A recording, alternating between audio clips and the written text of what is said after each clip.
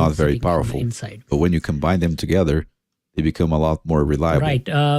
That is so an extremely simple idea. this is but where as I said, it's the most powerful principle in all technical analysis. normally within business It's a lot more situations, this is powerful how than your any data single would technique always you look can like. You imagine. will have multiple tables Most people who feeding begin in, to trade and believe you that need it's all to about link finding the them perfect up. technique. But This is the wrong way again, of there are looking at it. different ways this Traders, happens. from So, for beginners to example, Joe, advanced my ones, wife, she works who as strive to a Power combine BI different types of reporting techniques analyst together. for one of the government That is as ministries close as here. you're ever going to And get to the holy grail within of their trading, teams, which does not they exist, don't by the way. individually do this. So it's There not is a about how central great a person, technique is. team kind It's of about manages integrating the this power setup. of different techniques So together. when they try to analyze the data, It's important to they realize connect that you don't instead have of to combine individual all the data techniques sources, all they the connect time. to a built But the more data model techniques you and combine, then bring that the more over as reliable well. the So trade tends to be. depending on how Power Given BI the is importance implemented of within this your principle, organization, I want to show you you may several have to do different this examples step of yourself, trades combining or the simple someone trading else will techniques manage you this have and learned give in you this the course in final output combination like this. with the money So you then management go and in trading and psychology analyze. principles So you we need have to seen too. see this idea in We'll conjunction begin with a what's simple happening example in where your we real combine world. two different techniques There's been together. quite a few The reversal stickers momentum coming in. I just divergence want to take and a the second to candlestick thank them. patterns.